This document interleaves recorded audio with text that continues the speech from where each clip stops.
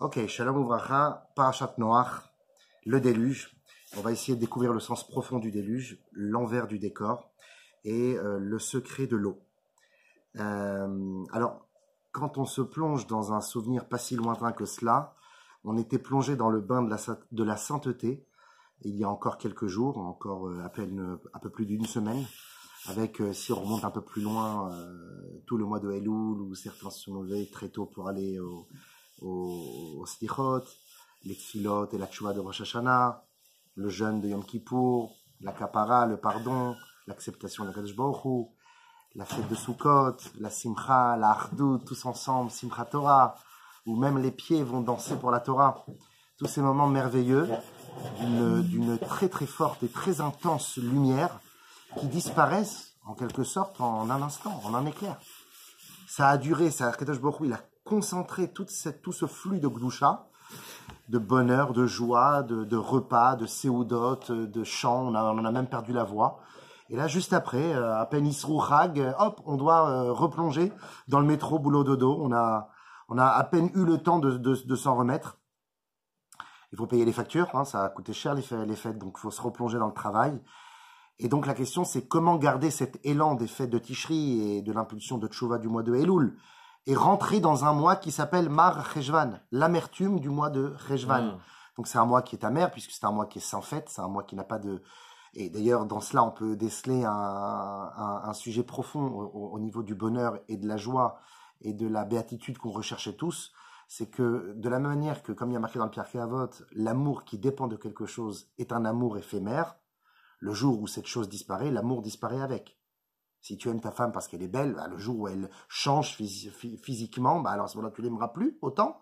Ou j'aime cette personne parce qu'elle est intelligente, parce qu'elle m'apporte quelque chose. Le jour où elle t'apporte moins ou qu'elle change d'avis, l'amour aussi disparaît. Donc, Ahava shetluya bedavar sofa betela, un amour qui dépend de quelque chose, se flétrit avec la chose qui flétrit. Avec. De la même manière, la simcha, le bonheur, la béatitude, le bonheur qui dépend d'une raison spécifique, le jour où la raison disparaît, le bonheur disparaît. C'est ça que toutes les fêtes, tous les mois de l'année, on a des raisons extraordinaires de se réjouir. Le Cheshvan, on n'en a aucune. Et c'est là où on peut dévoiler un sentiment profond de bonheur. Parce qu'il n'y a pas de raison particulière. Bravo. Sans raison de trouver, en réalité, oui, elles sont là les raisons, mais on les entend pas. Pourquoi? Parce que celles qui retentissent autour de nous empêchent celles qui sont à l'intérieur de nous. Les smachot, les chatunot, les chagim, toutes ces choses-là sont autour de nous. Mais il faut que ça rentre en nous. Et finalement, quand quand la fête est terminée et qu'on se retrouve face à soi-même, les lumières sont éteintes et qu'on se regarde dans le miroir, on se pose vraiment la question maintenant, qui suis-je, où je vais? Et donc, Mar Cheshvan, c'est vraiment le moment, c'est pas un moment d'introspection. Au contraire, c'est un moment où Kadosh Baruch Hu, il te dit, je t'ai donné un moment intense de chagim et maintenant à toi d'agir. Et pour que tu puisses agir, allez, je vide toute la maison. Tu sais, je te laisse tranquille. Pas de fête, pas de moment particulier. Le moment particulier aujourd'hui, ce que l'on va fêter en fait, c'est toi. On va te commémorer toi. Et ce que tu es capable de donner pour un Kadosh Baruch Hu et pour ta famille et pour etc. Odat Hashem. Le Cheshvan, il peut arriver il est fait exprès pour arriver après Tishri. Magnifique. Pas arriver après Nissan. Exactement. Parce qu'après, on a eu tellement la fête là. Là maintenant, c'est là où il faut que tu te dévoiles, que tu te révèles et que tu es capable de découvrir des choses qui ne dépendent en rien d'autre que de toi-même et de ta pensée, de ta philosophie, de ton envie, de ton ratson, de ton ta'anouk, de ton plaisir d'avancer dans Avodat Hashem. Mais on en a besoin concrètement. Il y a une petite anecdote comme ça qui est racontée dans le monde chassidique. C'est qu'il y avait une personne qui était, comment je crois qu'on appelle ça, un hypochondriaque, quelqu'un qui pense toujours qu'il est malade. Voilà, il a toujours peur de... Et ça va. J'attendais devant, je croyais qu'il y avait des gens devant. Bon, ça y est, on est très très carré aujourd'hui. On est devenus des yékés. On est devenus des ashkénazim. Ça va. Baruch haba, chazak baruch. Il y a une petite anecdote comme ça qu'on raconte. Donc ce monsieur qui avait l'habitude d'aller voir son médecin tous les jours. Tous les jours, il allait voir son médecin, même des fois, plusieurs fois par jour. Docteur, j'ai mal ici. Docteur, est-ce que c'est grave? Mais le docteur bienveillant s'occupait de lui, etc. Un jour, le docteur lui dit, je suis désolé, mais ça y est, je vais devoir partir pour 6 mois. Là, ça y est, tu vas plus me voir. Mais comment je vais faire? Il est complètement détruit. Mais comment je vais faire sans vous? Il devient fou. Et il lui dit, non, c'est rien. Je vais te donner une boîte. Et dès que tu te sens mal, à l'intérieur, il y a, en fonction de tes besoins, il y a tous les médicaments dont tu as besoin.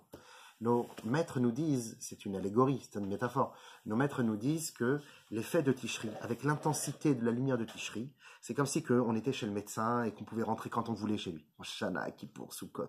On batifolait finalement dans l'ardeur et dans la simcha de la Gdusha. Quand je me dit maintenant, pendant 6 mois, jusqu'à Pessah, ça y est, il faut revenir dans le bain, là, ça y est, allez, faut bosser. Allez, débrouille-toi seul un petit peu maintenant. Comment je vais faire? C'est simple, je te donne une petite boîte. Et quand tu as besoin, tu tires de cette boîte ce dont tu as besoin. Quelle est cette boîte, nous disent nos sages? C'est exactement à ce moment-là que la parashat Noach apparaît. Juste après les fêtes de Tishri, après la grandeur du Shabbat Bereshit, vient la parashat Noach, le déluge, la purge, le nettoyage total, où on fait un vide. Comme on a dit, il n'y a plus de raison de se réjouir. Et la véritable raison, ça sera quelque chose que tu vas découvrir toi-même. Ce ne sera pas des raisons extérieures à toi. Et donc cette purge-là te permet de requalifier les choses, de redonner de la valeur aux choses importantes. Et Akadosh Baruch Hu, il te dit, rentre dans la boîte. Finalement, on a tous besoin d'une boîte, une boîte à Pandore, une boîte à surprise, une boîte qui nous permet de nous recentrer, de nous retrouver et de reprendre des forces. Cette boîte-là, c'est la boîte de Noach. Parce qu'en fait, Noach, qui était Tzadik Bedorotav, n'est pas rentré dans un bateau. Oui, ça avait la forme d'un bateau, ça avait les normes physiques pour que ça puisse flotter sur l'eau, mais ce n'était pas un bateau. La Torah l'appelle Teva, une boîte. Donc, Akadosh Baruch Hu, il nous dit, rentre dans la boîte. Chacun a sa boîte de nuit, boîte de jour, non, je peux. Mais voilà, rentre dans ta boîte et reprends des forces, parce que c'est ça, en fait, le moment. C'est que après l'effet de Tishri, il y a le déluge qui apparaît. Le déluge, le tsunami, la tempête du Olam Hazé de ce monde-ci, avec la matérialité, la parnassa, les soucis, etc. Tout réapparaît. Wow. Mais sache que je prévois pour toi une boîte où tu peux, là-bas, te sauver toi et ta famille, comme il y a marqué Bo Ata ou Betecha et la Teva.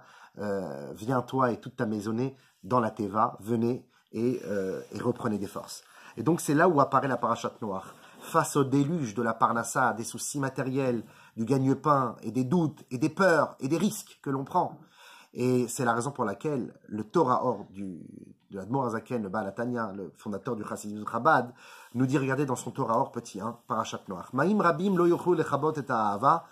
Il y a un pasouk du Shir HaShirim, je pense que c'est le Perek Zayin, où Shlomo HaMelech nous dit, vous savez, le Shir HaShirim, ces fameuses paroles d'amour que l'on octroie, que l'on récite à Akadosh Baruch Hu, un peu comme des paroles, des poésies romantiques entre un Khatan et Zakala. Donc, Akadosh Baruch Hu, enfin, on dit à Hachem, Ma'im Rabim lo yochlu lechabot et ha'ava. Des eaux nombreuses ne pourront jamais éteindre l'amour et les fleuves ne pourront jamais nettoyer cet amour. L'amour est plus forte que les eaux nombreuses. Nous dit l'Admor Azaken, c'est quoi ces eaux nombreuses? Hine ma'im rabim em kol tredot aparnasa. Ces eaux nombreuses et ces eaux tumultueuses ne sont autres que les soucis du gagne-pain. Ve'amarchavot shebeinyane olam hazé, et les pensées parfois noires, parfois apeurées de ce que le monde peut nous offrir et de ce que l'on pense qu'Akadosh Baruch Hu peut-être ne s'occupera pas assez de moi. On a peur du Olam Hazé, de ce monde-ci. On a peur de cette tempête. Elle est appelée les eaux nombreuses. Et quand bien même ces eaux tumultueuses ne pourront jamais éteindre l'amour, chez Ibrinat Ta'avam Souteret, qui est un amour ancré, quasiment génétique, en chacun de juifs, chez Eshbechol Nefesh Mi-Israël, qui est en chacun de nous, Liot Beprinat Shuka Nifla, pour devenir donc un attribut de passion merveilleuse, les Halot et Mala, et se propulser vers le haut, ou même Naaset Tevat Noach. Et cet amour-là que l'on construit, puisque c'est comme comme l'amour que l'on a pour son épouse, chaque jour on l'a reconquis, chaque jour c'est un nouveau mariage, et bien avec Akadosh Baruch Hu, on renforce notre amour, et ce renforcement d'amour, qui est un renforcement d'un amour intrinsèque, et qui est génétique chez chacun de nous, même celui qui dit « j'aime pas Dieu », au fond de lui, il aime Dieu, Shalom. Eh bien, de renforcer cet amour, ça s'appelle la Teva de Noach. C'est la boîte de Noach, l'Einatzel Me'amaboul, pour se sauver, pour se protéger du déluge et du monde qui est appelé aujourd'hui le monde de la folie, le monde Maboul, finalement. Moshe Katouv, Bo Ata Vechol Betecha et la Teva, viens toi et toute ta maison dans la Teva, rentre dans cette boîte où je vais te protéger. Donc aujourd'hui, on va essayer de découvrir 3 idées essentielles pour notre vie de tous les jours. La première chose, c'est où est cette Teva? C'est quoi cette boîte? C'est vrai qu'on a tous besoin d'une petite boîte. En général, la boîte, c'est ta femme, c'est tes enfants. Tu rentres à la maison, tu mets tes soucis sous le paillasson. Tu rentres à la maison et t'es benachat. C'est ton cocon de protection, c'est ta maison. Mais dans la vie de tous les jours, bichlal, de manière personnelle, comment on peut trouver notre petite boîte de protection, où on peut se protéger des eaux tumultueuses? Première idée qu'on va découvrir ensemble. Deuxième idée, il faut qu'on trouve une astuce pour se protéger des eaux tumultueuses du monde et de l'adversité et des défis du Olam Hazé et de ce monde matériel qui nous empêche finalement parfois de faire Avodat Hashem convenablement. Et troisième idée, comment savoir réveiller en nous l'envie de s'attacher aux choses essentielles au lieu de se laisser avoir par les choses accessoires. Donc le superficiel face aux valeurs importantes de la vie. Pour comprendre ces idées-là, on va poser 4 questions en rapport avec le déluge. La première question va concerner l'émissaire qu'Akadosh Baruch Hu a utilisé pour détruire le monde. Comme vous le savez, il y a 4 éléments, le feu, la terre, l'eau et l'air. La terre, Akadosh Baruch Hu l'a utilisé pour avaler Korach, il a ouvert sa bouche, la terre a ouvert sa bouche. Le feu, Akadosh Baruch Hu l'a utilisé pour détruire Sodome et Amora, dépraver la débauche du monde, comme le feu des passions. L'air, nous disent nos sages que Ruach Ra'a, une sorte de vent, d'air maléfique, a été projeté sur le camp de Sancheriv, un rachat qui a donc encerclé Yerushalayim pour la détruire, un Babylonien, et Akadosh Baruch Hu les a tous tués avec un Ruach Ra'a, donc le Ruach. Il nous reste l'eau. L'eau, Akadosh Baruch Hu, elle a utilisé pour détruire l'humanité tout entière, raser, faire table rase, même les végétaux, même plus de 27 centimètres de la surface de la Terre, de la couche terrestre, a été rasée afin de faire renaître une nouvelle couche terrestre. Alors, il faut qu'on comprenne pourquoi Akadosh Baruch Hu utilise l'eau pour exterminer l'humanité. L'eau, c'est la Torah. En Maïm et la Torah, il n'y a pas d'eau hors la Torah, puisque de la même manière que l'eau descend des sphères élevées, de la même manière, la Torah descend aussi des mondes spirituels. L'eau, c'est le ta'anoug, c'est le plaisir des belles choses, des bonnes choses. C'est aussi la simcha, comme il y a marqué qu'il n'y avait pas de joie aussi belle que simcha bet hashoeva, la joie où on allait puiser de l'eau bet hamikdash pour la fête de Sukkot. Donc l'eau, c'est la simcha. L'eau, c'est gishme bracha, les pluies de bénédiction. Les pluies de bénédiction, c'est voilà, shmini atzeret, on l'a vu juste avant. L'eau, c'est la vie. L'apparition de la vie ne peut venir que par l'eau. Les scientifiques sur Mars, ils cherchent de l'eau. Donc, on ne comprend pas pourquoi l'eau a été utilisée par Akadosh Baruch Hu depuis le 17 Mar Cheshvan de l'année 1656 de la création du monde. C'est déferlé sur la terre 40 jours de pluie intense, donc des pluies torrentielles, mais également les cataractes du ciel se sont ouvertes, donc des comètes géantes de glace se sont déversées et ont été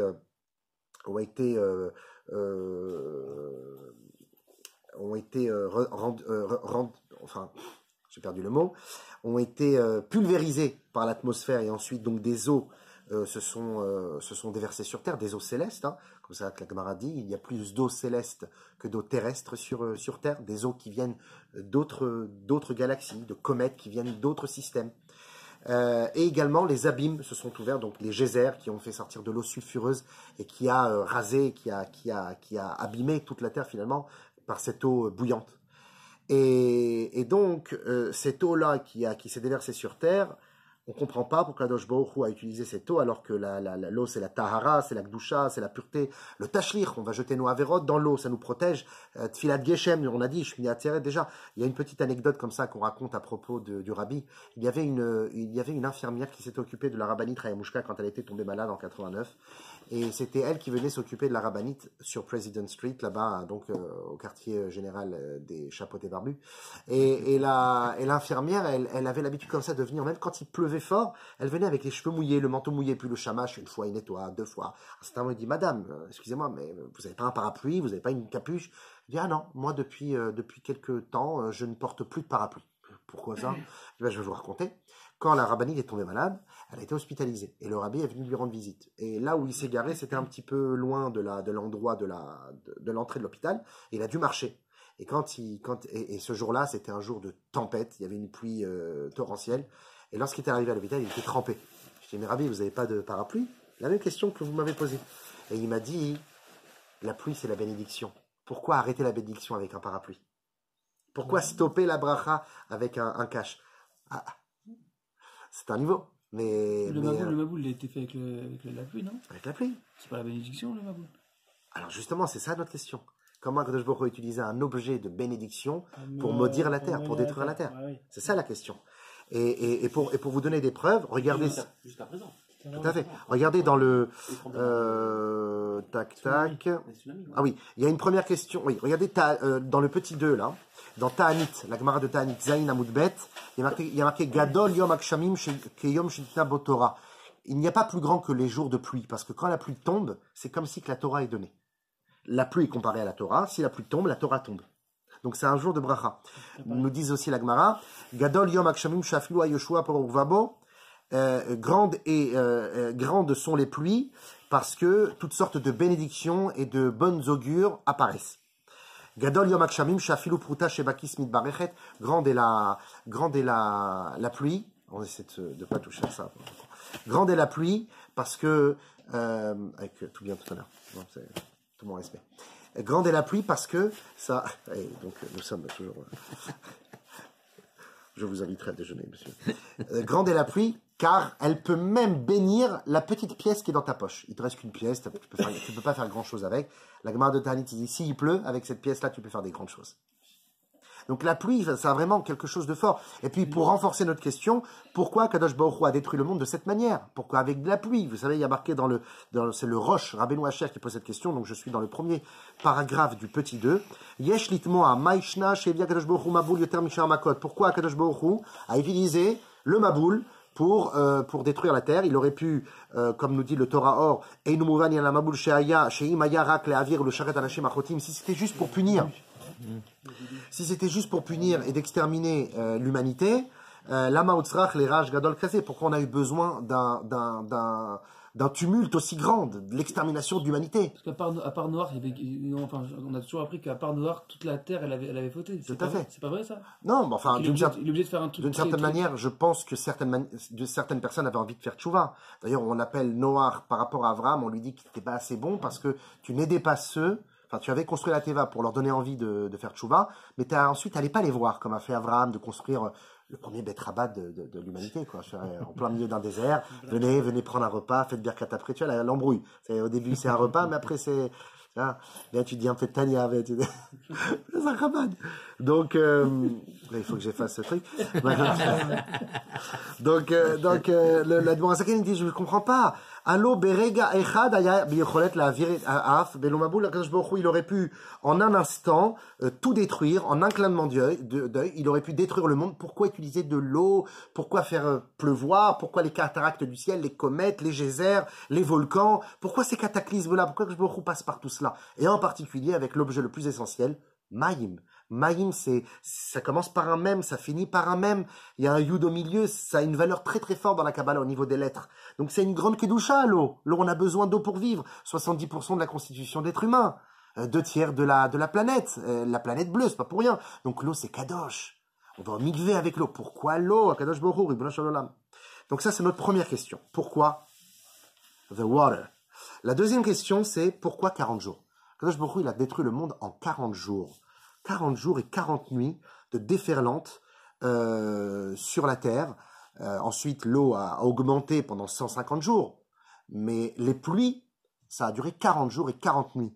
Or, le nombre 40 dans la Torah est très significatif. C'est un nombre dans la Kabbalah. D'ailleurs, c'est pas pour rien que le mot Maïm commence par un mem et finit par un mem. Et mem, c'est la valeur numérique du mot 40. Donc, et 40 plus 40, c'est l'âge où Moshe Rabbeinu a donné la Torah. Il avait 80 ans. Donc, 40 jours, c'est le Mont Sinaï aussi. 40 jours, alors exactement. 40 jours, c'est les 3 fois où Moshe Rabbeinu est monté sur le Mont Sinaï, 40 jours et 40 nuits. C'est également le nombre de jours qu'il faut pour que le fœtus puisse acquérir son sexe. C'est-à-dire qu'on peut encore prier pour l'enfant, à savoir s'il va être garçon ou fille, encore dans les 40 jours. Donc il y a une grande kedusha dans le nombre 40. Les 40 premiers? Les 40 premiers jours, ouais. Petit astuce. Le saviez-vous? Et Yetzirat, elle a appelé d'ailleurs ma femme Ève. Elle va l'appeler, parce qu'elle est en Israël, elle va l'appeler. Yetzirat Avlad, donc 40 jours. Il y a aussi également la Rachmanout, pardon, la miséricorde. Combien de jours durent les Yemei Ratzon, depuis Rosh Chodesh Elul jusqu'à 10 Tishri Yom Kippour, le jour du grand pardon. 40 jours. Donc 40, c'est encore quelque chose de fort. Pour Et un garçon, c'est 40 jours aussi. pour tout le monde, pour savoir s'il va être genre femme ou genre garçon. Le rachat du Cohen. Ouais, c'est dans 30 jours, ça. C'est dans les 30 jours. Perek Shira.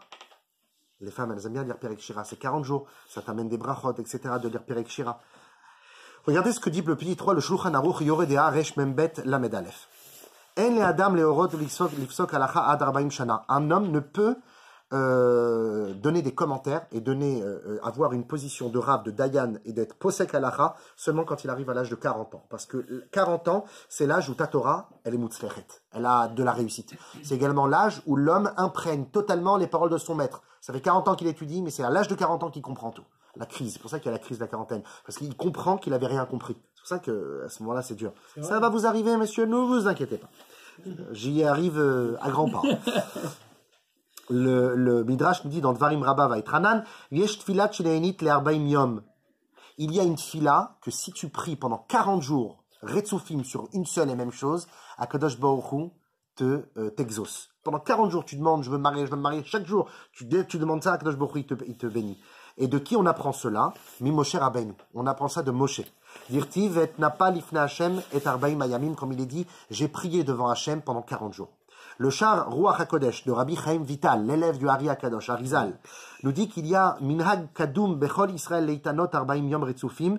Il y a une vieille coutume ancestrale de jeûner pendant 40 jours d'affilée, et c'est un jeûne qui va nettoyer nos fautes et qui va nous protéger depuis le premier jour de Parashat Shmot jusqu'à la fin, jusqu'à Parashat Teruma. Et il y a un siman, et ça fait 40 jours, il y a un siman, un mémotechnique, car il est écrit dans le prophète, Shuvu banim shovevim. Revenez enfants rebelles, revenez enfants rebelles. Faites teshuva. Shovevim, qui veut dire rebelle, composé des lettres Shin, Vav, Bet, Yud, Mem, qui sont les initiales des parachiotes qui se suivent, Shmot, Vaera, Bo, Beshalach, Yitro, Mishpatim. Donc, grâce à ces 40 jours pendant ces 6 parachiotes, eh bien, on peut réparer le Shovevim, les rebelles. Donc, il y a 40 jours, encore une fois, on voit la boucha des 40 jours. On comprend pas pourquoi Kadosh Baruch Hu utilise 40 jours. De plus, c'est tout. Pour la 40 jours, c'est tout. Donc, première question, Shkonada l'eau. Deuxième question, Shkonada 40. Troisième question, pour être clair. Troisième question, le Maboul a été, Noar, a été protégé par une boîte, d'accord, par un grand bateau, un grand paquebot, pas si grand que ça finalement, 150 mètres de long, un petit peu plus qu'un terrain de foot. C'est grand, mais on peut imaginer qu'il n'y avait que des miracles de fou. Il y avait que des miracles de fou. Donc non, les plantes auraient pu repousser parce que la terre, elle peut toujours redonner. Mais il a amené toutes les plantes. La botanique. Mais il a amené tous les animaux. Les animaux. Même les plantes. Ouais, tu es sûr. Les orangers, les pommiers, tout ça. Ouais, le raisin. Il a apporté des graines de raisin. Non, après il n'y a qu'une seule plante qu'il n'a pas réussi à rentrer. Et il l'a pas rentré parce que c'est l'olivier. Pourquoi l'olive? Parce que l'olivier, il faut savoir que ça périme au bout d'un an. Donc il a dit pourquoi je le rentre, au bout d'un an il va être périmé, donc les olives il n'aura plus, il n'y aura plus jamais. Vous saviez ça qu'il a fait rentrer les végétaux? Et oui, il a fait rentrer les végétaux, et Hachem il a dit ah ouais tu crois que l'olive elle va plus repousser, c'est moi qui décide. Et quand il a envoyé un pigeon ou je ne sais pas quoi, une colombe sortir, il est revenu avec quoi la colombe? Avec une branche d'olivier. Pour te dire voilà il y a des oliviers, c'est moi qui décide. Voilà. Bravo, Khazak. C'est Rico qui dit ça. On va faire 1 million de vues. Kadosh Baruch Hu lui dit de rentrer dans une teva. Mais cette Teva, il va mettre combien d'années pour la construire? 120 ans. Bon, la Teva, c'est une boîte, c'est aussi le nom que l'on donne au berceau d'osier de Moshe Rabbeinu. On appelle ça Tevat Moshe. Moshe Rabbeinu a vécu combien d'années? 120 ans. Teva d'osier, Teva de bois, de gopher. Le gopher, c'est aussi le goudron que la maman de Moshe Rabbeinu avait mis autour de l'osier pour qu'il n'y ait pas d'infiltration d'eau. Donc il y a une similitude entre Moshe Rabbeinu sur les eaux tumultueuses du Nil et Noach sur les eaux tumultueuses de l'humanité. Donc on ne va pas rentrer dedans maintenant, mais en tout cas il y a quelque chose de fort dans les 120 années de construction de la Teva. Il aurait pu la faire beaucoup plus rapidement, surtout qu'il était aidé de ses fils, Shem, Ham, Yafet.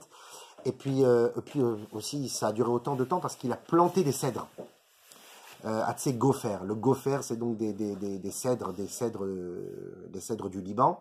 Et en les plantant, bah, il faut attendre 120 ans pour que ça devienne aussi solide, aussi épais pour ce dont on a besoin. Bon, on va chercher d'autres arbres. Pourquoi tu as besoin d'autant d'années? Donc 120 années, nous disent nos sages, il y a une raison pourquoi Kadosh Baruch Hu a voulu que ça soit construit en 120 ans. Regardez si vous voulez le petit 4. Midrash Tanchuma. Lama Amar Kadosh Baruch Hu les Noach chez Yaseh Teva. Pourquoi Hashem a demandé à Noach de faire une Teva? Il n'aurait pas pu le sauver par d'autres manières, ou même l'amener dans le ciel. Tu peux tout faire, Hachem. Prends-le, mets-le dans le ciel, le temps qu'elle déluge, et ramène-le après. Puis le Midrash nous dit, maintenant c'est à mon tour d'en coller une, le Midrash nous dit que le seul endroit sur terre où il n'y a pas eu d'eau, c'est Eretz Israël. Là-bas, il n'y a pas eu de déluge. Donc tu aurais dû prendre... Là-bas, tu aurais dû prendre Noach, un Midrash. Là-bas, tu aurais dû prendre... C'est un peu comme l'histoire des végétaux dans la Teva. Non, je sors. Là-bas, tu aurais dû prendre... Non, mais moi, c'est vrai. Là-bas, tu aurais dû prendre Noach, le mettre dans l'Eretz Israël, ou même dans une région sèche. À Kadosh Baruch Hu, tu aurais pu trouver une solution. Pourquoi l'amener dans une boîte? Pourquoi sauver l'humanité dans une boîte? Et là, Amar Kadosh Baruch Hu, mais il y a une raison, nous dit le Midrash. Mitor Shani Omerlo. Quand je lui dis fais une teva avec du bois de gopher, gopher c'est le cèdre, mais c'est aussi la même terminologie, la même étymologie que gophrite. Et gophrite c'est le soufre. Or les eaux qui ont détruit la terre, c'était des eaux sulfureuses. Et quand les hommes voyaient du gopher, ils disaient pourquoi du gopher? T'as pris du bois de gopher? Et bah gopher, gophrite. De quoi gophrite? Bah Hachem va détruire le monde. Alors qu'est-ce qui va se passer? Et là en fait, il poussait. C'était un coup de marketing en fait. La Teva n'était autre qu'un... D'ailleurs, elle a été reconstruite par des protestants, je crois, en Californie. Ils ont reconstitué à l'exactitude une Teva. Tapez sur le net, vous verrez une autre fois, ce soir. Vous verrez l'arche de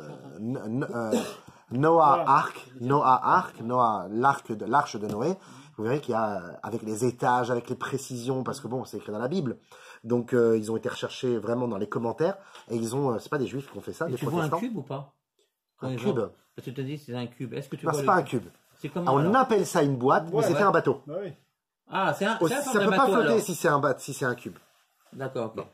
Donc ça s'appelait une boîte. Et c'est la raison pour laquelle on se demande pourquoi ça s'appelle une boîte. Et donc, puisque lui leur disait, bien moi je suis en train de construire une teva parce qu'il y a le Maboul qui va venir par le rôle Baolam, ou mitorkar, shomim veosim tchouva. Et quand ils entendaient cela, ça leur donnait envie de faire tchouva. Ils rentraient chez eux, bah chérie, on va faire tchouva, etc. Mais le temps passé, ils avaient oublié. C'était un petit peu le problème de Noach, c'est qu'il n'y avait pas de SAV. Et c'est ce que parfois on reproche au rabbanim. Parfois ils donnent l'impulsion de Torah, Tfilat, Tzedaka, Gmilut Rasadim, Tchouva, et tout, etc. Mais après quand les gens font Tchouva, tu vois, il faut... Des fois il n'y a pas de suivi. Vous êtes où après? C'est l'après-coup. Bah, on est en train de faire des nouveaux adhérents. Ouais, mais ceux qui ont déjà, ceux qui sont membres, comment on fait maintenant? Il faut les renforcer. Donc Noach, il avait un petit problème avec le SAV, tu vois. Donc les gens avaient envie de faire Tchouva, mais ça tenait pas. C'est pour ça que, d'où la question que tu m'as dit, il n'y avait pas que des gens mauvais. Forcément qu'il y avait aussi des gens bons. Mais Hachem, quand ça dépasse un tel degré, on va voir quel degré d'ailleurs de méchanceté, alors à ce moment-là, c'est tout le monde qui prend. Mais en tout cas, voilà l'idée. La question ici se pose, pourquoi la Teva? Pourquoi une boîte? Pourquoi 120 ans? Surtout que dans la Torah, il n'y a aucune fois où Akadosh Baruch Hu a demandé à ses prophètes de construire un objet de marketing pour prévenir la destruction d'un endroit. Il n'a jamais demandé à Yona de construire une maquette de Ninive détruite pour donner envie aux gens de faire tchouva. Il n'a jamais demandé à Yirmiyahu, le prophète Jérémie, qui a prophétisé la destruction des 2 temples. Il n'a jamais demandé à Yirmiyahu de construire une miniature du Beth Amikdash en train de brûler. Pourquoi Noach, il est obligé de construire une teva pour donner envie aux gens, parce qu'on vient de voir que c'est ça la raison, pour donner envie aux gens de faire tchouva. Et de plus, pourquoi le mot boîte? Ribono shel olam, ça existe le mot bateau dans la Torah. Le mot bateau en hébreu se dit soit sfina, pas srina, sfina, ou soit onia. D'accord? Où on voit Onia, c'est à propos de Zvouloun, le frère de Issachar, donc Zvouloun, le fils de Yaakov, qui était un grand navigateur qui allait faire du business au-delà des mers. Comme il est écrit, Zvouloun lechof yamim yishkon, vehu lechof oniot. Zvouloun allait au-delà des mers, il allait faire du business avec des oniot, des bateaux. Onia au singulier, oniot au pluriel. Le mot sfina aussi apparaît dans l'histoire de Yona d'ailleurs. Veyona yara del yirkete asfina. Yona est descendu dans la cale du bateau, de la sfina. Veishka bayirdam, il s'est couché, il s'est endormi. Pourquoi Teva? Pourquoi tu vas chercher un mot qui n'a aucun sens avec Mais l'histoire? Raphaël, pourquoi Noir aussi? Il a fait quoi Noir comme mérite pour qu'Hachem s'adresse à lui, pour qu'il lui dise Très bonne question. construis On va la voir. Teva. On va voir ça. Très bonne question. Ça, c'est notre troisième question. Donc, Shkunada, Teva. Quatrième question. Et notre dernière question de ce soir, et c'est la plus essentielle en réalité, c'est une question que l'on se pose rarement, mais c'est une question très forte que le rabbi essaye d'élucider. La question est la suivante. Tu as construit une tour de Lego. Tu as vu que c'était pas assez bon. Tu détruis tout. Tu reconstruis la même chose. Einstein, il qualifie la folie, ou il définit la folie comme étant une chose que tu répètes alors que tu vois que ça marche pas. Tu t'obstines à faire quelque chose alors que tu vois que ça marche pas. Et combien de fois ça nous arrive, tu vois, toi qui est manuel, etc. Des fois, c'est naturel, c'est humain. Hein. On a beau, tu sais que ça marche pas. Pourquoi tu réessayes? Parfois même, tu reviens une heure après, tu vas réessayer. Peut-être que ça va marcher. Mais non, tu comprends pas que physiquement, ça peut pas marcher. Donc, laisser est positif. Mais quand tu vois que, pas que c'est impossible, mais que c'est incompatible avec la réalité, prends un autre chemin. Akadosh Baruch Hu, il détruit le monde pour reconstruire un monde à l'identique, avec les mêmes hommes, avec les mêmes femmes, avec les mêmes Yetzerara, et même pire, il y aura la tour de Babel peu de temps après. Et après, il y aura Sodome et Gomorrhe. Et après, mais je comprends pas. Tu détruis table rase pour après refonder un monde qui ressemble exactement au même. La question elle est sur Noir ou sur Hachem? Sur Hachem. Pas sur Hachem, presque cela. Non, mais pourquoi la question? On est d'accord. De base, tu es parti sur le fait qu'il est Noir qu'il a reconstruit plusieurs fois, mais ça part sur. Tout à fait. La faute n'est que la conséquence d'une mauvaise base. Vous savez que quand quelqu'un faute, c'est seulement la pointe du iceberg. C'est l'expression superficielle d'un sentiment erroné, d'une vision troublée. En réalité, comme les psychologues le pensent, au lieu d'arranger le problème, va à la source du problème. Pourquoi il pense comme ça? Pourquoi il parle comme ça? Quand tu arrangeras le pourquoi, le comment disparaîtra. Alors que si tu te focalises sur le comment, le pourquoi restera. Et ça réapparaîtra par la suite. Quel est le pourquoi du comment des fautes de la génération du déluge? Pourquoi ils fautaient ces gens-là? Pourquoi c'est arrivé si haut, si fort? La base de toutes les fautes de l'humanité, et c'est cette faute-là qui a poursuivi aussi ceux de la génération du déluge, c'est la jalousie, la kin'a, l'envie de l'autre. Ne jamais être heureux que si seulement on peut profiter de ce que l'autre a et que moi, je ne possède pas encore. Comme il a dit Sam Shabbat, très bon exemple avec la valise. Taneshama, elle passe dans les mondes célestes avant de descendre sur Terre. Elle sait ce qu'elle doit prendre dans sa valise. Elle descend sur Terre, le corps, il veut autre chose. Il veut ça, il veut autre chose. Mais ça rentre pas dans la valise, c'est pas fait pour toi. T'as beau vouloir ce qu'a possède l'autre, tu crois que c'est là-bas que se trouve le bonheur, mais le bonheur se trouve là. Comme dit cette fameuse phrase connue, populaire, au lieu de désirer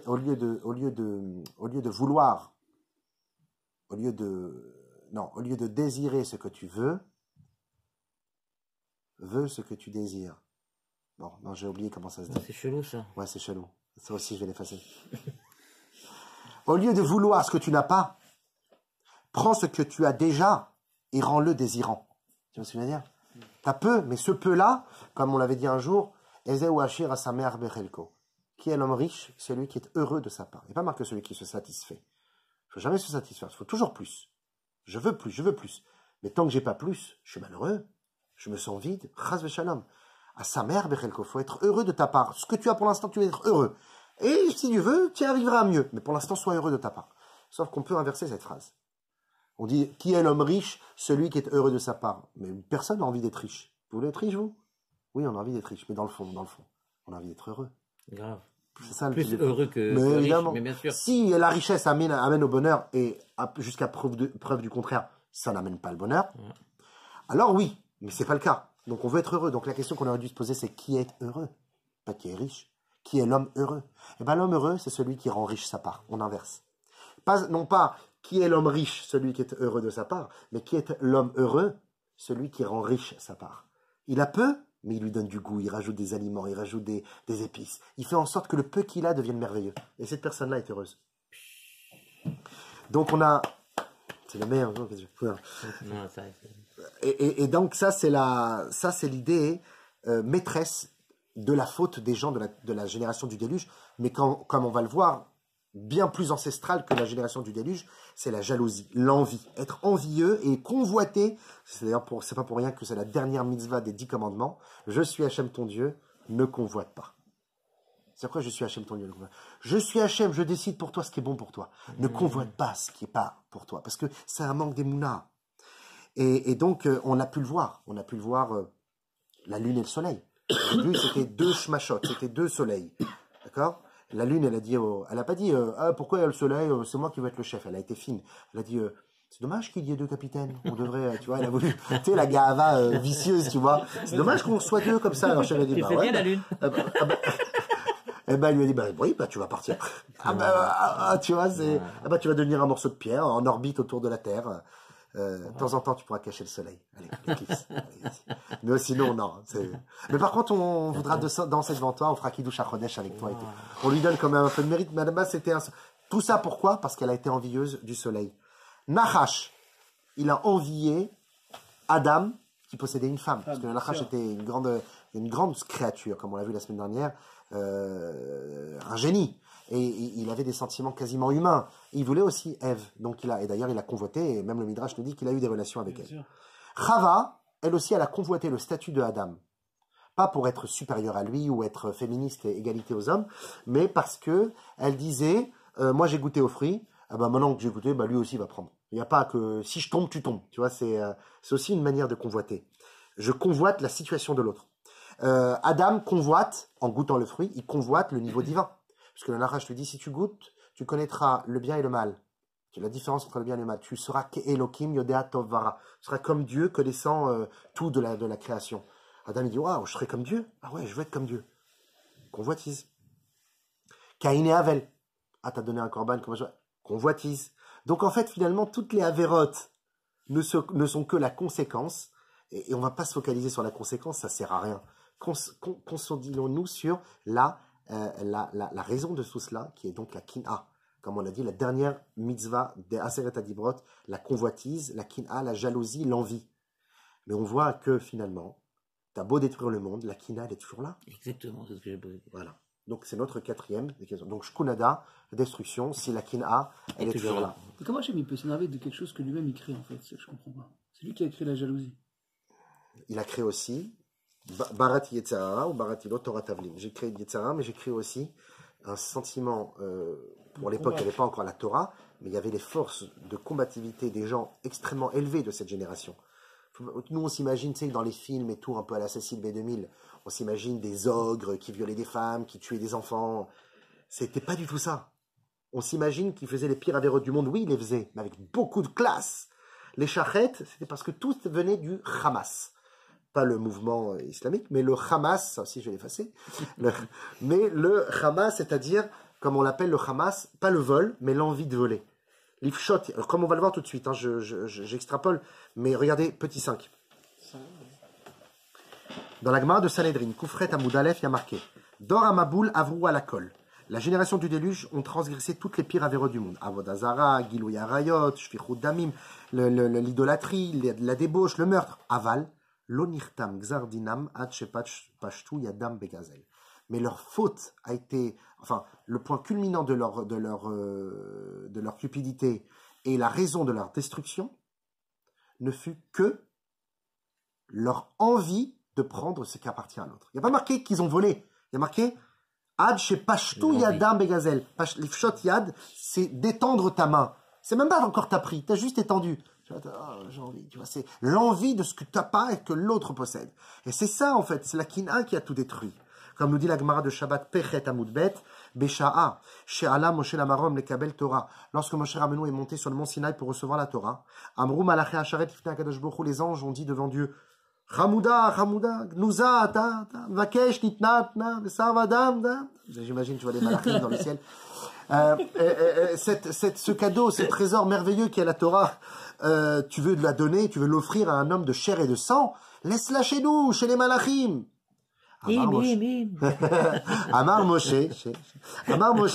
Ribono Shel Olam, maître du monde, Torah Shata Noteni Maktivba, qu'est-ce qui est écrit dans la Torah? Lotir tsar, tu ne tueras pas. Lotin af, tu ne commettras pas d'adultère. Lotignov, tu ne voleras pas. Or vous ne pouvez pas faire tout cela. Pourquoi? Klum kina yesh benechem. Car il n'y a pas de jalousie chez vous. C'est-à-dire que la source de toutes les fautes, tirtsar, tignov, tinaf, tout. Jalousie. C'est quoi, sinatrinam, c'est pareil ou c'est aucun rapport sinatrinam? C'est quoi sinatrinam? C'est ne pas supporter, d'accord, la place de l'autre. Donc c'est la. Et la ligne gratuite, c'est la base à cela, c'est aussi encore une fois la kina. Quand quelqu'un il est mistapek, il a du sipouk de lui-même. Ouais, c'est un petit peu de. Alors quelqu'un il a du sipouk de lui-même, il a une satisfaction de ce qu'il a entre les mains. Hein. C'est quelqu'un qui a plus besoin de rien d'autre. C'est même pour ça les destructions du Beth Amikdash, non? Ou je dis n'importe quoi. Oui, c'est natrinam. Mais la kina, c'est la source de sinatrinam. La kina, c'est la source de toutes les fautes. La kina, la gaava, en général, ça se rejoint. Et donc, il y a vraiment la jalousie, c'est la source de tous les, comment on appelle ça, de tous les vices. Et donc, on doit vraiment comprendre pourquoi Kadosh Baruch Hu détruit tout un monde pour à la fin refonder un monde qui est lui aussi basé sur la perversion de la jalousie. À quoi ça sert? Première question, pourquoi l'eau? Deuxième question, pourquoi 40 jours? Troisième question, pourquoi une boîte? Quatrième question, pourquoi détruire pour reconstruire à l'identique? C'est bon pour vous? On y va, on attaque les réponses. Il nous reste une petite demi-heure et là on va attaquer. Amen.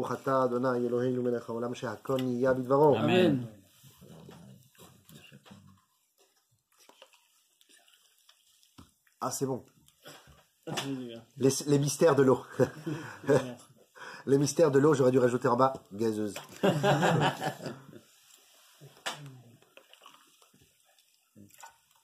Et tu vois, ça aussi, c'est un exemple. Parce que quand on a des grandes séoudotes et tout, on ne se rend pas compte de l'apport d'une chose aussi simple qu'est de l'eau. Mais là, tu vois, on n'avait rien.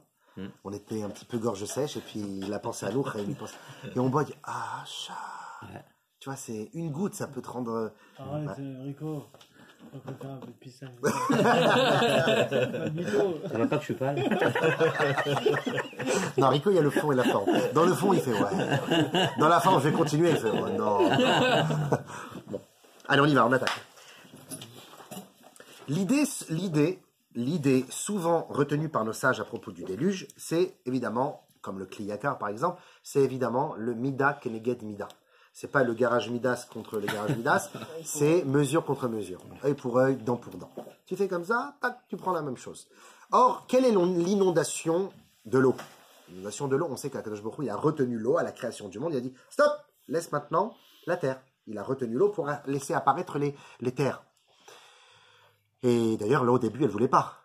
C'est pour ça qu'Hachem lui dit, bah, okay, d'accord, de temps en temps, tu peux venir sur la plage et prendre un peu de terre. C'est pour ça qu'elle prend le sable, comme ça, elle gratte. C'est écrit comme ça dans le Midrash.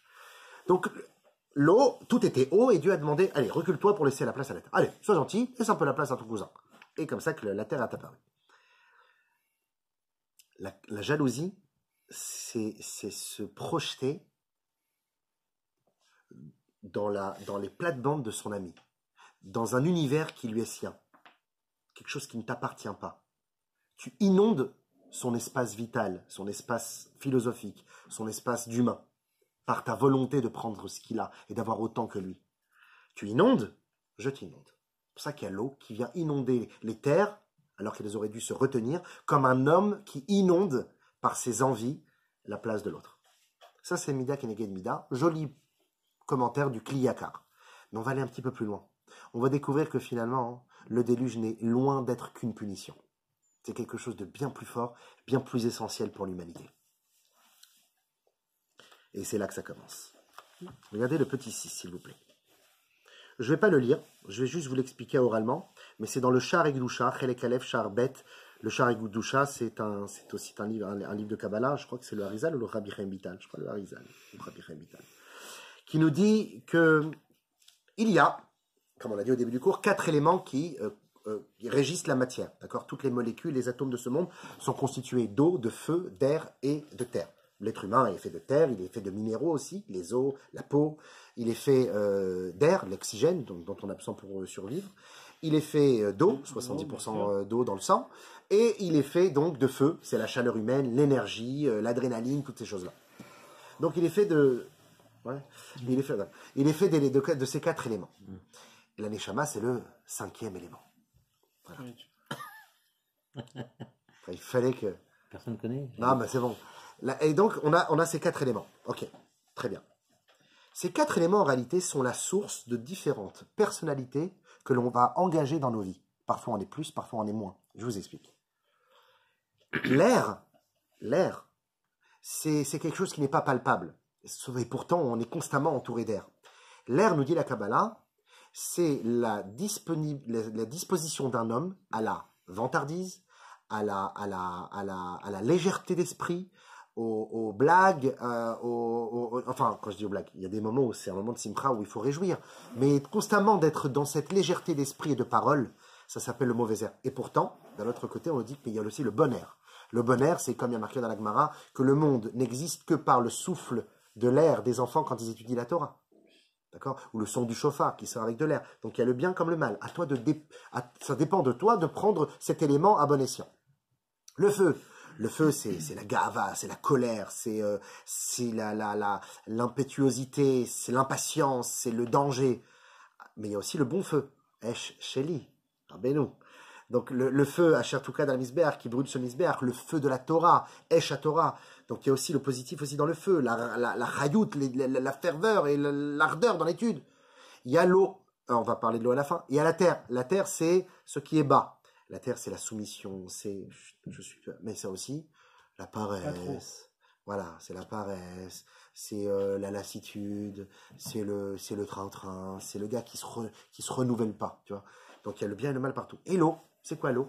L'eau, on l'a dit, début du cours, c'est toutes les choses les plus merveilleuses, la gdusha, la tahara, le mikvé, la bracha, le tashlir, la vie, l'apparition de la vie, tout, le liquide amniotique dans lequel l'enfant se trouve pendant 9 mois. Mais c'est aussi l'eau est la source de l'envie et des ta'anugim. Des ta'anugim, des pulsions, des envies et des ta'avot, des plaisirs de ce monde matériel, des plaisirs de la nourriture, des plaisirs... Tu manges un steak, tu rajoutes un peu de liquide, c'est-à-dire une sauce ou un truc, ça prend un autre goût. Tout passe par l'eau dans le plaisir, que ce soit d'un point de vue physique, tu vas te baigner, tu es bien dans un hammam, tu peux rester des heures, tu vas être dans l'eau, c'est pas du tout ton endroit naturel, hein, c'est dangereux même l'eau, et pourtant tu y es bien. C'est l'endroit du ta'anoug. Or, il y a le bon ta'anoug et le mauvais ta'anoug. On a dit quelle est la source du ta'anoug, le mauvais ta'anoug, la kin'a. L'envie d'avoir autant de plaisir que l'autre a. Ne pas se suffire, ne pas accepter ce que Kadosh Baruch Hu a décidé pour moi, ce manque de Emouna et de se diriger vers le Ta'anoug. Et c'est ce que nous dit, et je vous lis juste ce petit passage, je suis dans la 4e ligne du paragraphe 6 au milieu, qui commence par Yesod. Yesod Amaim, nous dit Rabbi Chaim Vital, Mimeno, Ta'avat Ta'anugim, l'élément de l'eau dont découlent les plaisirs et les perversions de ce monde, car l'eau engendre toutes sortes de plaisirs. Umimeno, et de ces plaisirs-là, achemda, l'envie, la convoitise. L'ixol mamon chavero, de voler l'argent de son ami. Veishto, prendre sa femme. Vechol ashalo leitaik baem, d'avoir des plaisirs autant que lui il en a. Veakina, qui est kané bechavero, la jalousie qu'il a de son ami. Ashalo mamon ra, avec ayotse litanekbo, que lui il a tant et moi je n'ai pas. Donc on voit que l'eau, qui est le ta'anoug, et que le ta'anoug dont la source est la kin'a, comment on va nettoyer la kin'a, donc la jalousie, grâce à l'eau du déluge. L'eau du déluge vient nettoyer la mauvaise eau du ta'anoug qui n'a comme source que la jalousie. Je raffermis les mots. La jalousie amène au plaisir, les plaisirs amènent à la faute du déluge. Dieu nettoie le monde avec de l'eau, car l'eau est la source des ta'anougim. Donc encore une fois, c'est l'idée du mida keneged mida. Mais on va aller encore plus loin, comme je vous l'ai dit, ce n'est pas qu'une punition, mais c'est bien plus que cela. C'est un reboot, vous allez voir. Mais ceci donc ne répond pas encore à nos questions. La chassidoute va nous dévoiler un point de vue totalement révolutionnaire sur le déluge. Un reboot, un recommencement, un relancement, comme... bonjour messieurs, vous allez faire maintenant le reboot. Voilà.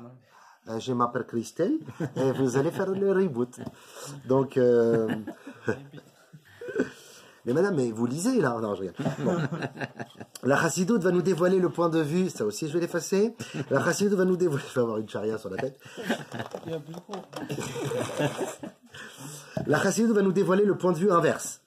Non, ce n'est pas une punition, c'est un saint reboot. C'est un renouvellement. Alors, pour comprendre ce renouvellement, on va essayer de reprendre depuis le début. Qu'est-ce que c'est que l'eau? Pour comprendre ce que c'est que l'eau, regardez le petit 7, Parashat Bereshit, Perek Aleph, Pasuk Bet. Ve'aretz haïta tohu vavohu. La terre était difforme, elle était sans dessus, c'était le balagan, tout était mélangé, les éléments étaient mélangés avant la création du monde. Ve'ruach Elokim, il n'y avait qu'une seule chose, l'esprit de Dieu, merachefet al pnei hamayim, qui planait au-dessus des eaux. Et nos sages nous disent, et donc je continue pardon dans le pasuk vav, vayomer Elokim yehi rakia betoch hamayim, Dieu dit qu'il y ait un espace d'oxygène à l'intérieur de l'eau. Vihi mavdil ben maim la maim. Et il y a une séparation entre les eaux d'en haut et les eaux d'en bas. Les eaux d'en haut, les vapeurs, les nuages, etc., les comètes, et toutes les eaux des mondes célestes, et les eaux d'en bas, donc les océans et les rivières. Et au milieu, une couche d'oxygène. Donc Akadosh Baruch Hu, à la base, a créé un monde où il n'y avait que de l'eau, sur lequel il planait, Dieu. Et Dieu finalement a dit, bon, allez, je vais séparer, et je vais mettre une couche d'oxygène où l'homme va pouvoir y vivre. Il y aura des eaux d'en haut, il y aura des eaux d'en bas, et l'homme pourrait vivre au milieu. Nous dit la Gemara de Yerushalmi, Chagiga Bet Aleph, Bitrilat Briato Aya Olam Kulo Maim Bemaim. Au début de la création du monde, le monde n'était autre que de l'eau. Il n'y avait que de l'eau dans de l'eau. En fait, on était tous aquatiques. Bon, il n'y avait pas encore l'homme, mais si l'homme avait été créé à ce moment-là, on aurait été des poissons. Petite théorie de Darwin, que l'homme vient du singe, mais le singe vient du poisson, etc. Et qu'à la base, on était des mammifères marins. Bon, tu vois, dans le délire. Mais évidemment que ça n'a rien à voir avec ce que Chaz Shalom dit la Torah ici. Il est en train de dire que tout était que eau. Tu te rappelles, hein, 10 ans en arrière. Od dor amaboul ou maradbo. Et Amad dor amaboul ou maradbo. Et puis est venue la génération du déluge, a dit waouh, il y a un espace où on peut vivre. Il y a de l'eau en haut, il y a de l'eau en bas, mais nous on est là, on est dans le monde de l'oxygène, on fait ce qu'on veut. On est indépendant, pardon. Et on va se révolter contre Dieu. Il a dit ah bon, vous vous révoltez contre moi. Je vais envoyer les eaux d'en haut et les eaux d'en bas vous investir. Je vais remettre le monde à son état initial. Et cette explication qu'on vient de voir, elle est très forte. Pour comprendre cette idée, la chose suivante. Le premier élément, comme on vient de le voir, le premier élément de la nature était l'eau. Il n'y avait pas le feu, il n'y avait pas la terre, il n'y avait pas l'air, tout était eau. Tout n'était qu'eau, et c'est la raison pour laquelle, comme tout était eau, il reste des vestiges de cette grandeur de l'eau qu'on le retrouve dans l'apparition de la vie, pour qu'il y ait de la vie, le liquide amniotique, les 70% d'eau chez l'humain, les 2/3 de la planète recouverte d'eau, et qu'aujourd'hui, ce dont on craint le plus, c'est la montée des océans. Voilà. Il y a des scientifiques qui te disent, vous avez déjà été au parc Astérix, où il y a les dauphins là-bas? Tu as le gars qui fait des blagues et tout, à un moment il dit aux enfants, un jour on redeviendra des poissons. Tu vois, les scientifiques pensent qu'à un certain moment, à cause de la montée des océans et du réchauffement climatique, évidemment on ne croit pas à tout ça, mais il y a l'idée qu'on reviendra à notre ère, à notre haut temps où nous étions des êtres aquatiques. Alors quel est le secret de l'eau? L'eau, nous dit la Kabbalah, c'est l'homogénéité. C'est pour ça que tu mets une goutte d'eau à côté d'une autre, hop, ça devient une seule goutte. Tu as l'impression, oh, c'était où avant et après? Et tu vois avec un microscope, les molécules d'eau se sont mélangées. L'eau, c'est un sentiment d'osmose. Tu plonges dans l'eau, tu vois, c'est le grand bleu. C'est paisible l'eau. Et puis les créatures, nous dit la Kabbalah, les créatures qui vivent dans l'eau sont des créatures elles vivent dans un élément totalement imbriqués les uns avec les autres. Il n'y a pas dans le monde marin, il n'y a pas dans le monde du silence, comme l'appelait Jean-Yves Cousteau, je crois, comme ça il l'appelait, c'est son premier documentaire. Hein, le monde du silence. Il s'appelle pas Jean-Yves. Jean-Pierre Cousteau. Jean-Pierre Cousteau. Non, Jean-Pierre Foucault, c'est. C'est pas Jean-Pierre Cousteau. Yves Cousteau, non Yves Cousteau. Bon, le commandant. Bon, Cousteau, quand on l'appelait Cousteau. Nous, les Tunisiens, à la goulette, on l'appelait Cousteau. Mais bon, depuis toujours. C'est Jean-Pierre Cousteau, je sais pas. Et depuis, on lui dit Cousteau jour. Bon, alors, les créatures qui vivent dans l'eau, ce sont des créatures qui vivent en osmose parfaite. Il n'y a pas de combat, de combativité et d'affrontement dans l'eau. Là où il y a des oppositions, où il y a même de la méchanceté, de la cruauté, c'est sur Terre. Il y a même des animaux qui parfois peuvent devenir cruels et attaquer. Il n'y a pas de combat, il y a juste une chaîne alimentaire. mais il n'y a pas de méchanceté et d'agressivité dans l'eau. Les créatures ne s'opposent pas. Alors que sur Terre, les créatures s'affrontent. Elles ont un sentiment. Elles ont un sentiment. Le requin, c'est une fausse. Le requin attaque moins qu'un éléphant dans la savane. Pour te donner une idée, un requin fait moins de victimes qu'un dauphin, parce qu'un dauphin est très agressif. Donc c'est faux, ça. C'est les Dents de la Mer, ça. C'est à cause de Spielberg. Mais le requin attaque effectivement, mais il attaque moins que ce qu'on pourrait imaginer. Mais je n'irai pas nager avec des requins. Maintenant. Parce qu'on a cette phobie là. Non, mais c'est prouvé. En Australie, ils font du surf et. Combien de gars, par rapport au nombre de surfeurs, combien de gars Il n'y sont a pas beaucoup qui sont revenus pour dire que c'était bien. Hein. Non. Bon, en tout cas, non, parce qu'il y a des documentaires sur ça, sur sauver les requins, parce qu'on les abat comme des. Voilà, c'est les reclus de la société. Bah oui. Bon, on ne peut pas rentrer dedans parce que je veux. Il me reste un quart d'heure. Donc, il y a dans l'eau un secret particulier. Et c'est pour ça que nous dit la Kabbalah qu'il y a sur Terre des oppositions, des affrontements, des sentiments d'indépendance qui apparaissent, qui sont apparus à cause du manque d'eau. Parce que Dieu a séparé les eaux dans les eaux d'en bas et il a mis les créatures terrestres ici. Donc comme il nous manque de l'eau, c'est pour ça qu'on dit En-Maïm et la Torah, il nous manque de l'eau, donc comme il manque de l'eau, vient le sentiment d'exister, le sentiment d'être plus fort, le sentiment d'être même plus fort que Dieu. Allez, on va faire la tour de Babel, on va être méchant, on va se tuer, on va se voler. Parce qu'il manque de l'eau, les amis. L'eau a disparu.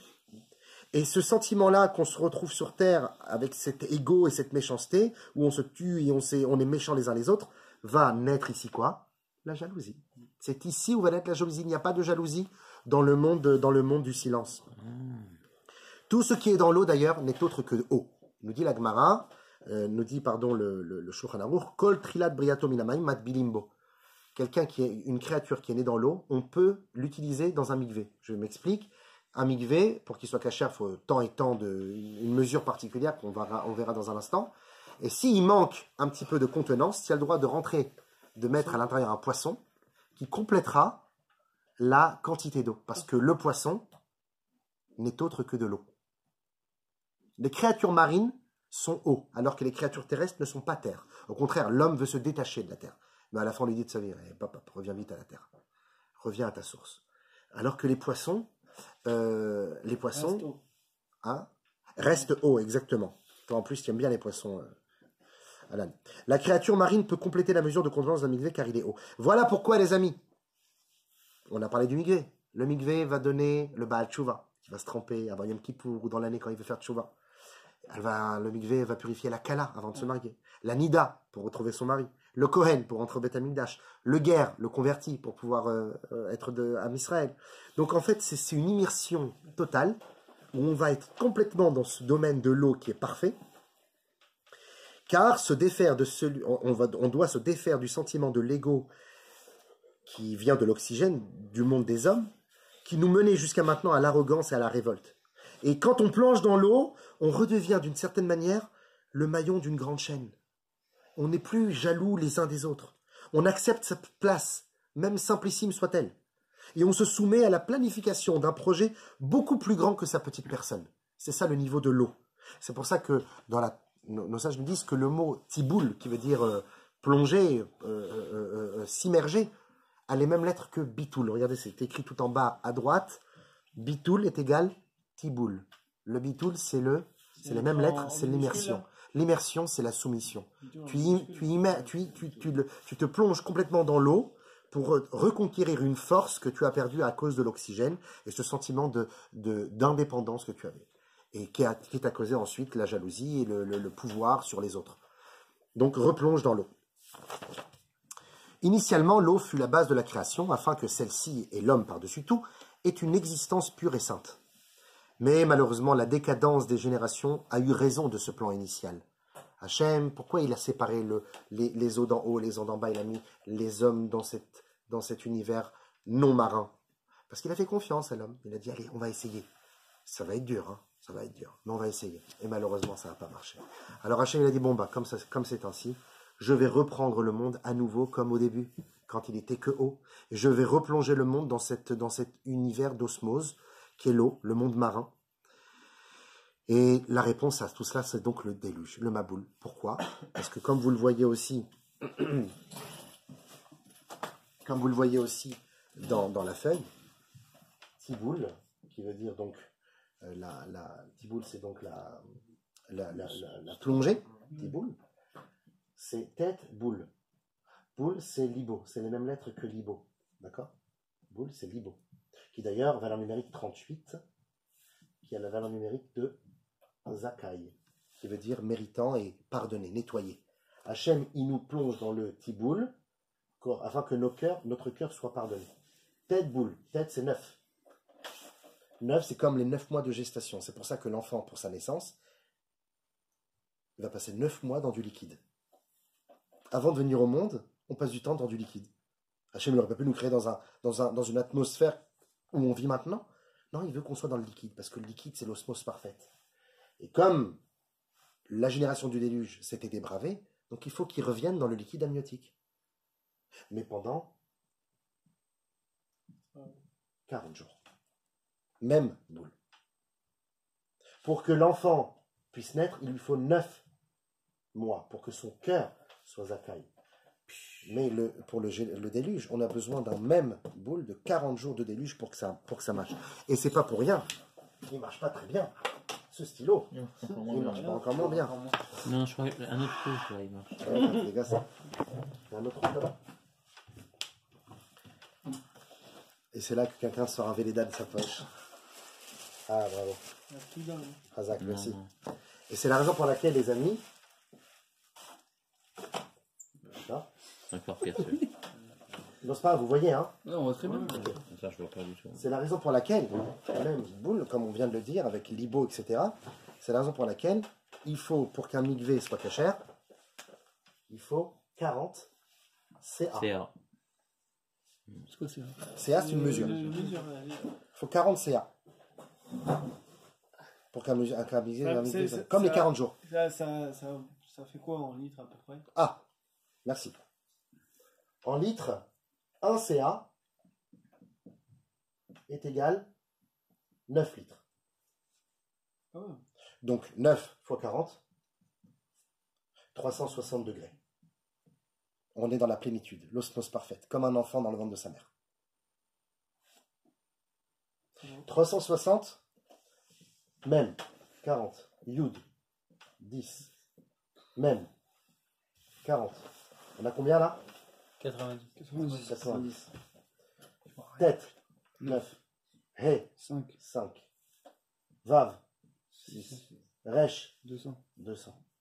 Yud, 10. Et même, 40. On y va en compte. 240. Ça m'a l'air de faire 360 ici. Ça fait combien là? 360. Non, mais en tout, ça fait 360. 250. 250. 180, 270. 200. 70. 70. Ça fait combien 70 plus 90? 360. 360. Je vais chercher mon autre. Magin Théorim. De l'eau pure. excellent. Bon. Quand tu plonges, quand tu reviens à ton liquide amniotique essentiel, qui est l'eau, comme l'enfant, où son cœur va être Zakai, Libo, 38. Tout ça, ça a bien expliqué par rapport à la purification du monde. Mais Noach, lui, il a eu une toute autre mission. C'est pour ça que d'un côté, il y a la purification du monde, par l'eau. Mais Hachem, il te dit, mais maintenant, il faut que tu reviennes dans un monde terrestre, physique. L'eau, c'est quoi, les amis? C'est la Torah, c'est les 40 jours, même les 50 jours presque, de Gdusha dans lesquels on était pendant les fêtes de Rosh Hashanah. On était dans l'eau, on était bercé dans le liquide amniotique d'Hachem. Hachem, maintenant, il te dit, tu sors maintenant dans le Olamazé, où ça va être dur. Ne va plus dans l'eau. Maintenant, tu es dans l'oxygène, tu es dans la vie de tous les jours. Qu'est-ce qu'il te faut? Encore de l'eau? Non, c'est fini. L'eau, c'était jusqu'à Simchat Torah. Ah, qu'est-ce qu'on fait maintenant? Teva, la boîte. Qu'est-ce que c'est que Teva en hébreu? Rachet Tevot. Les initiales, en hébreu, Rachet Tevot. Teva, c'est un mot. En réalité, quand Hachem, il nous dit, Noach, rentre dans la Teva, il dit à tout à chacun, à tous les Noirs que nous sommes face au tsunami de la vie, quand ça va mal, rentre dans les mots. Quels mots? Les mots de la Tfila, les mots de la Torah, les mots de la gentillesse, les mots de la non-jalousie. Je suis content pour toi, mon frère, que tu as réussi. Je suis heureux pour toi, tu vois. Là, les mots positifs. Quand tu es dans cette positivité verticale par rapport verticale, pardon, par rapport à Kadosh Baruch Hu, Limuda Torah, Tfila, et horizontale aussi par rapport à ton ami, Abat Israël, Chesed, etc., tu purifies l'atmosphère, tu rentres dans la Teva, et ça t'a permis ainsi de purifier l'atmosphère. C'est la raison pour laquelle, Donc le mot nous dit le Magui. veut dire boîte. Ouais, exactement, ça veut dire boîte, mais ça veut dire mot aussi. C'est la raison pour laquelle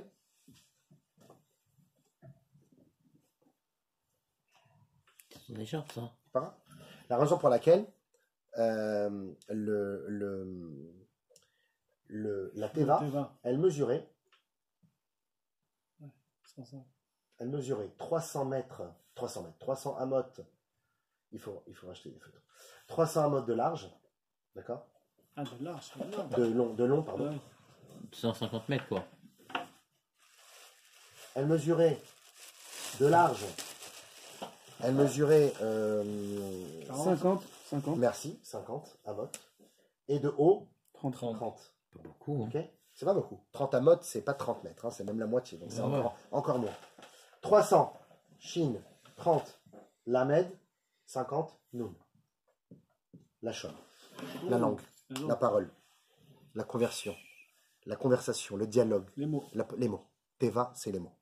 Et voilà pourquoi, quand Akadosh Baruch Hu, il te dit rentre dans les mots, parce que ta parole et les mots que tu utilises, et l'intonation même de ta voix, tu peux dire je t'aime, et tu peux dire je t'aime. C'est pas la même chose. L'intonation de ta voix, les mots que tu as dit ont une très forte influence sur, premièrement, ta foi, parce que quand tu parles positif, ça se passe positif. Tu as une émouna qui se révèle, et à la fin, ça change même la réalité. Je voulais vous raconter une histoire, mais il est trop tard. Ah, tu peux pas dire ça. Deuxième chose que ça change, Vas-y. ça change le psychisme. Ça change le psychisme, c'est-à-dire que on est capable même d'influencer moralement, mentalement quelqu'un. Je vous avais déjà raconté cette histoire, je crois que ça vous avait touché. C'est une petite anecdote. C'était deux vieillards comme ça qu'ils étaient dans une salle à l'hôpital. L'un était à côté de la fenêtre, l'autre était loin. Vous vous rappelez? Et celui qui était loin, il disait à son ami, il ne pouvait pas se lever. Je t'en prie, regarde par la fenêtre, dis-moi qu'est-ce que tu vois? Je vois les nuages, la pelouse et les oiseaux et les enfants qui courent dans le jardin. Et chaque jour, il lui racontait des belles choses et l'autre il dit, oh là là, le jour où j'ai envie de me lever pour voir tout ça, ça lui donne envie de vivre. Entre-temps, le vieillard qui est à côté de la fenêtre, il est mort. Et lui, il a vécu plus longtemps par ces belles paroles qu'il lui a données. Mais on l'a transféré et il s'est retrouvé à côté de la fenêtre, le Graal. Il arrive dans la fenêtre comme ça, il se tire, et il voit quoi? Un mur. Un mur qui donne un autre bâtiment. Ah, il m'a dit, il m'a eu. Mais non, en fait, finalement, il t'a offert une nouvelle réalité. C'est pas un mensonge, c'est une propulsion vers, finalement, l'homme où il a envie d'être, il est. Tu vois, tu fermes les yeux, t'es à Honolulu, tu peux l'être. Il faut savoir, se concentrer. Donc, la parole te permet de changer même ton psychisme. Tu peux avoir une influence sur ton prochain en disant des belles paroles. Ça a aussi une influence sur la matière. Vous avez entendu parler de Masaru Emoto? Je vous invite ce soir à voir un documentaire ou voir des articles sur lui. C'est très, très intéressant. Après Noé, hein. Après l'âge de Noé, que tu nous as dit, on va regarder ça. Marché moto. Ouais, Masaru Emoto. Masaru Emoto, c'est un scientifique, un biologiste japonais, très reconnu dans le monde scientifique, c'est pas un charlatan. Et lui, en fait, il dit que l'eau est vivante.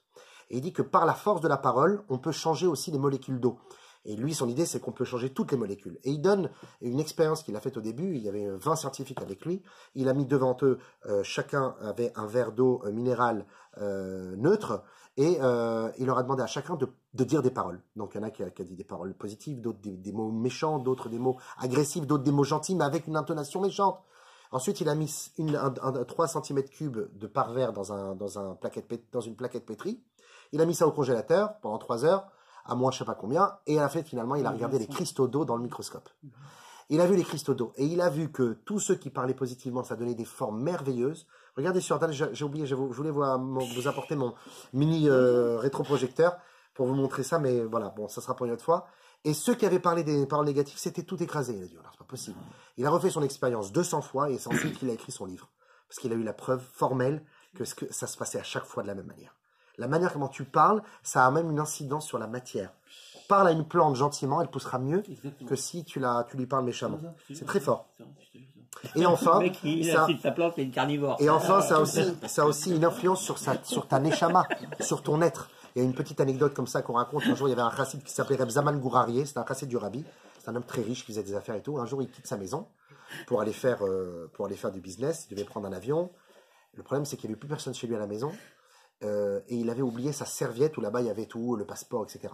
Or, il y a une xéra, désolé de vous l'annoncer, mais il y a une xéra de Rabbi Yehuda Chassid qui dit que quand tu pars pour un voyage, si tu as oublié quelque chose, ne reviens pas. Laisse-le. Donc, je ne peux pas rentrer chez moi. Pourquoi? C'est comme ça. Tu as fait le déplacement. Tu es dans la propulsion là maintenant d'aller vers l'avant. Il ne faut pas que tu reviennes en arrière. Le passeport. Le passeport. Comment il fait? Tu es obligé de revenir, hein. Comment il fait? Il va Non, tu entre les reviens deux. pas, ne reviens Entre les deux. jamais. Il n'y a personne dans la maison qui Regardez peut... mon avion. M'en fous, tu Ça ne retournes pas. Il y a personne dans la maison qui peut lui amener les J'ai la affaires. comme carnivore. Il fait quoi? Il fait quoi? Il n'y a personne dans la maison qui peut lui apporter les affaires. Il fait quoi? Alors, il a appelé le rabbi. Il a appelé un secrétaire du rabbi et quelques temps plus tard, il a eu la réponse. Le rabbi lui a dit, apprends quelques passages du Tanya, ou n'importe quoi, ça pourrait plus être de la Mishnah, et à ce moment-là, tu redeviens une autre personne. Quand tu étudies, tu changes ta neshama, tu la propulses vers un niveau plus haut. Et comme tu es devenu quelqu'un d'autre, c'est ce quelqu'un d'autre qui va aller chercher les affaires. Les mots, ça a même une incidence sur ta personne. Enfin, et c'est comme ça que nous finirons notre cours. Appelle-moi Bertrand. Je vais faire un cours de Torah. C'est comme ça que nous finirons, nous clôturons.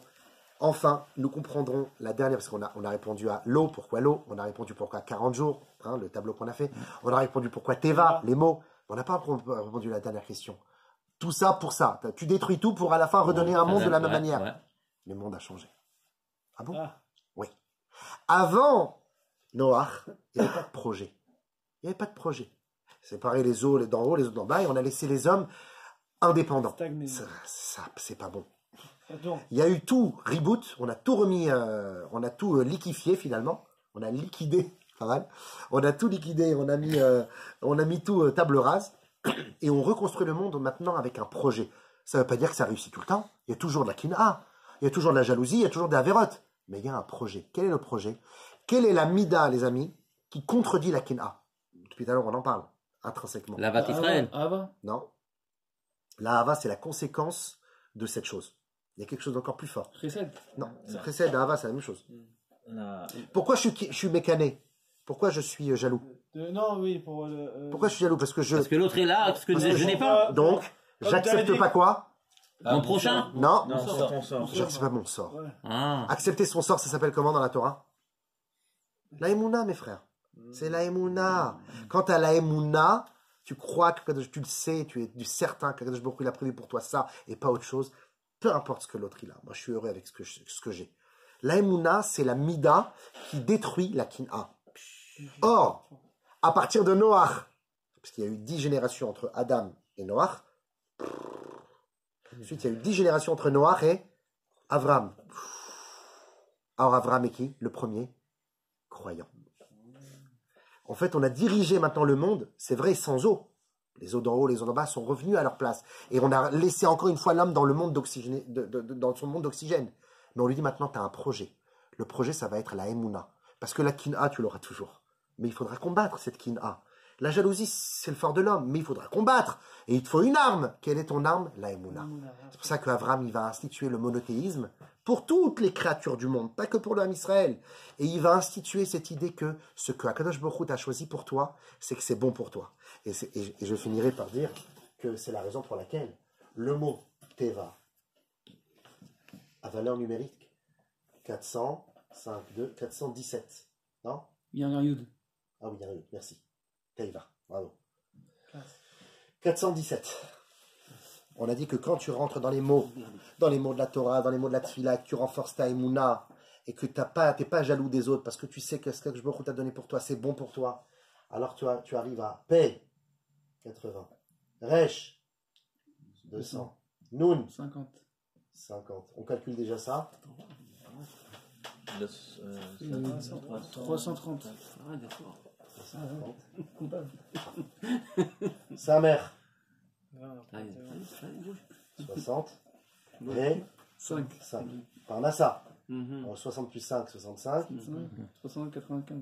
Vous savez combien là, les amis? 395. Hein?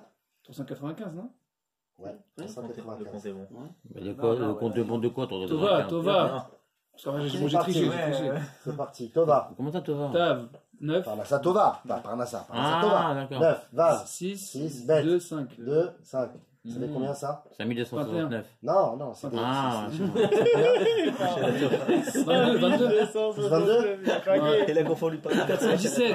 395 plus 22? 417. 417. Par contre, Quand tu rentres dans la Teva, טוב. quand t'as pas peur, parce qu'Akadosh Baruch Hu, il a prévu pour toi ce qui est bon pour toi, טוב. par la Satora. Alors je rentre chez moi là. Ah, d'accord.